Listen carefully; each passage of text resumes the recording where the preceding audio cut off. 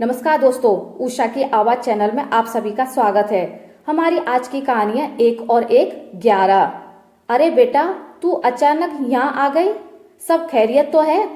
दरवाजे पर रानू को यूं अचानक आया देख सुचित्रा जी बोली।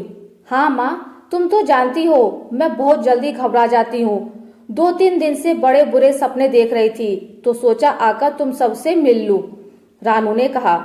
माँ, घर में इतनी शांति क्यों है? भाभी, गौरी, सोनू कोई दिखाई क्यों नहीं दे रहा है? रानू घर में घुसकर सब कमरों का जायजा लेकर बोली। बेटा, वो बहू अपने मायके गई है, कल आ जाएगी, सुचित्रा जी ने कहा। ऐसे अचानक बच्चों के स्कूल चल रहे हैं ऐसे में? रानू ने आश्चर्य से पूछा। हाँ, उसकी माँ ने बुलाया था तो चली गई, सुचित्रा जी नजरें चुराते हुए बोली। रानू महसूस कर रही थी माँ बहुत परेशान है और वो भी तो किसी कारण से ही यहाँ आई थी, पर माँ से कैसे झूठ बोल गई। रात को रंजीत घर आया और रानू को देख चकरा गया। अरे रानू, तुम यहाँ? पहले बता देती आ रही हो तो दीपा और बच्चों को रोक लेता। रानू महसूस कर रही थी भाई की आवाज में वो पहले सी खनक नहीं है जो पहले उसके आने पर होती थी। सुचित्रा जी के साथ मिलकर रानू रात का खाना बनाकर खाने के बाद सोने जा रही थी कि पति नीलेश का फोन आ गया। हाँ, तो कुछ बात हुई रंजीत से? कब तक दे सकता है? नीलेश ने पूछा। अभी कोई बात नहीं हुई, समय देखकर करूंगी। आई हूं तब से महसूस कर रही हूं घर में एक अलग सी चुप्पी है। रानू धीरे से फुसफुसाई। देखो, कहे दे रहा हूं, मेरे पैसे मुझे वापस चाहिए। अपने भाई से जल्दी बोलो और जो दे वो लेकर जल्दी आओ, नीलेश ने सख्त होकर कहा। नीलेश, बात को समझो, सही समय देखकर करूंगी ना बात। आप अपना और बच्चों का ख्याल रखना, कहकर रानू ने फोन रख दिया। क्या कह रहे थे दामाद जी बेटा? पीछे से सुचित्रा जी की आवाज सुन रानू घबरा गई। कुछ नहीं माँ, बस पूछ रहे थे सब ठीक है ना वहां? रानू ने बात बदलते हुए कहा। तू भी ना जरा जरा सी बात में घबरा जाती है। बच्चों को छोड़कर आई है, फोन पर ही हाल चाल पूछ लेती, सुचित्रा जी ने कहा। रानू कैसे कहे कि वो यहाँ क्यों आई है? रात को सुमित्रा जी के सुबकने की आवाज सुन रानू उठ गई। क्या हुआ माँ, तुम रो क्यों रही हो? कुछ बात तो है, कहो ना मुझसे। रानू माँ के आंसू पोंछ उनका हाथ पकड़कर बोली। बेटा, मेरे 2 ही बच्चे हैं। सोचती हूँ कि मैं ना रही तो रंजीत का क्या होगा। वो बेचारा कैसे सब संभालेगा, उसकी बड़ी चिंता रहती है। तू उसके साथ रिश्ता बनाकर रखेगी ना मेरी बच्ची? कभी उसे अकेला तो ना छोड़ देगी? सुमित्रा जी रानू के हाथों को कसकर पकड़कर बोली।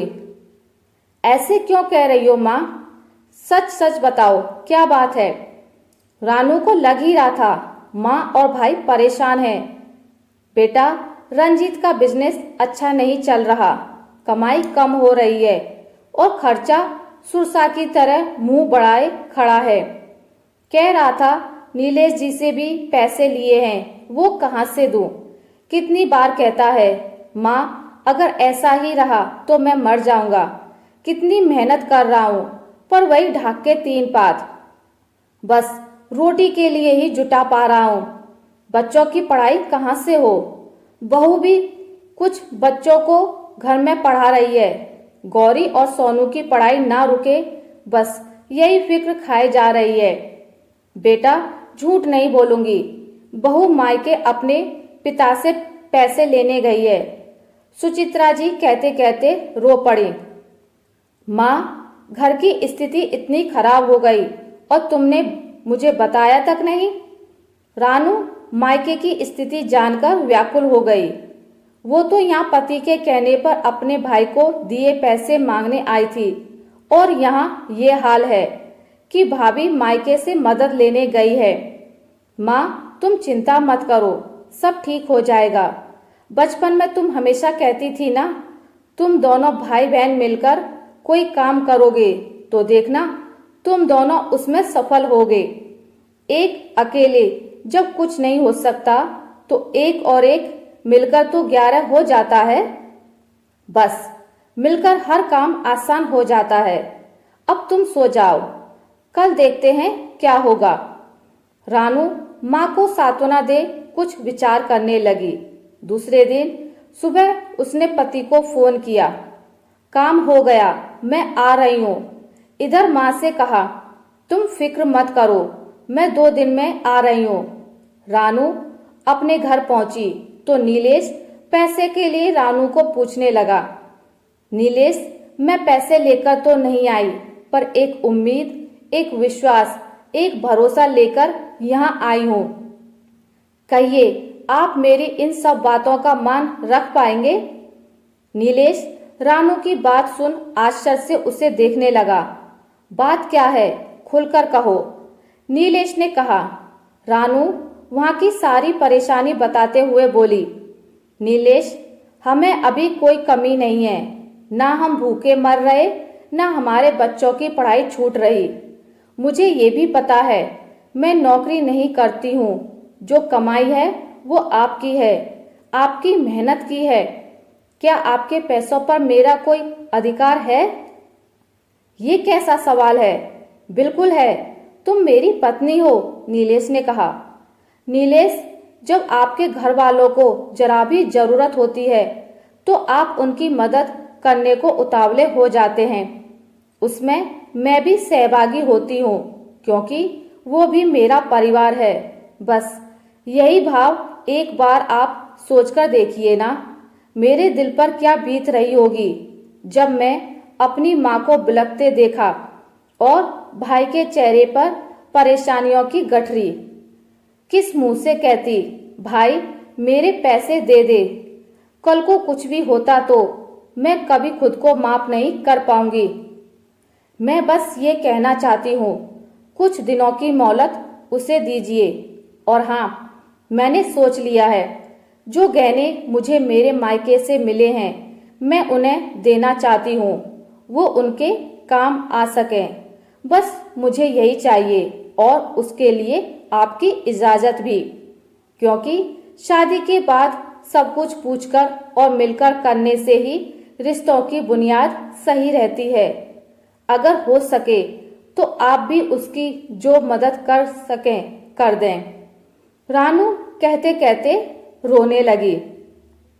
रानू, ये बहुत बड़ा फैसला ले रही हो। कोई लड़की मायके के लिए इतना नहीं करती है।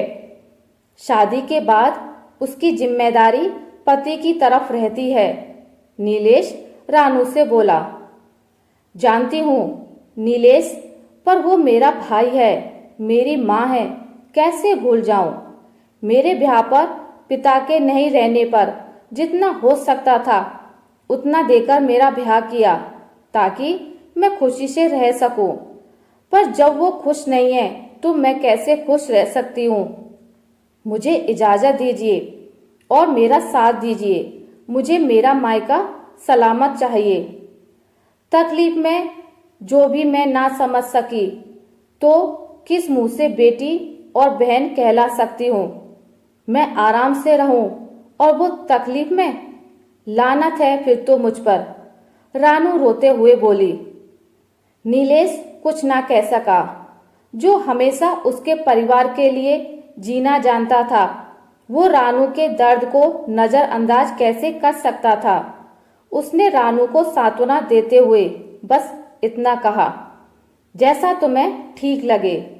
रानू 2 दिन बाद मायके पहुंच गई। भाभी भी आ चुकी थी। थोड़ी बहुत मदद उन्हें भी मायके से मिली थी। रानू की मदद को रंजीत जरा भी तैयार नहीं था। उसने कसम देकर कहा, समझ ले, उधार दे रही हूं, कुछ और नया कर इसके साथ, सब ठीक हो जाएगा। रंजीत अब बहन का साथ मिल जाने से मजबूत महसूस कर रहा था। दोगुने जोश में वो फिर से अपने बिजनेस पर फोकस करने लगा। समय पर तरक्की करते हुए नीलेश के पैसे भी चुका दिए। इस बार जब राखी पर रानू आई तो रंजीत ने अपनी छोटी बहन के गले लगकर बोला, सही मायने में तूने मुझे अकेले को सहारा देकर मुझे फिर से खड़ा कर दिया। नहीं तो मैं सोच रहा था कैसे क्या होगा, ऊपर से नीलेश जी के पैसे का बोझ। चलो भैया, ज्यादा भावुक ना करो, राखी पर तोहफा तो लूंगी ही, ये ध्यान रखो। रानू ने माहौल को हल्का करते हुए कहा। बोलना क्या चाहिए? रंजीत ने पूछा। एक वादा, हम हमेशा 11 ही रहेंगे भैया, कभी एक ना हो। जब भी मुझे जरूरत हो तुम आ जाना, जब तुम्हें जरूरत हो मुझे बुला लेना, रानू ने कहा। सच में दीदी, आपने मायके की इज्जत रख ली। मैं भी अपने मायके से ज्यादा मदद नहीं मांग सकती थी, उनकी भी स्थिति कहाँ अच्छी है। भाई बहन के भावुक मिलन पर दीपा ने कहा, चलो मेरे बच्चों, पहले भगवान का आशीर्वाद लो और राखी बांध मिठाई खाओ, सुचित्रा जी ने कहा। सभी हंसी खुशी मिठाई खाने में मग्न हो गए। परिवार में हम अगर बस अपना अपना सोचते हैं लगे तो कई बार बहुत भयावह स्थिति भी आ जाती है। समझदारी इसी में है, अगर आप सक्षम हैं तो मदद कर दें। परिवार पैसे से बिखर जाता है, वहीं थोड़ी समझदारी से संवर भी जाता है। रानू आई तो भाई से पैसे लेने थी, मगर वो उस वक्त पैसे मांग लेती तो सोचकर देखिए क्या स्थिति हो सकती थी। आशा करती हूँ आपको मेरी आज की कहानी अच्छी लगी होगी। अगर आपको मेरी कहानी अच्छी लगी है तो इसे लाइक करें, ज़्यादा से ज़्यादा शेयर करें, और अगर आप मेरे चैनल पर नए हैं तो इसे सब्सक्राइब करना ना भूलें। मिलते हैं एक नई कहानी के साथ, तब तक के लिए नमस्कार।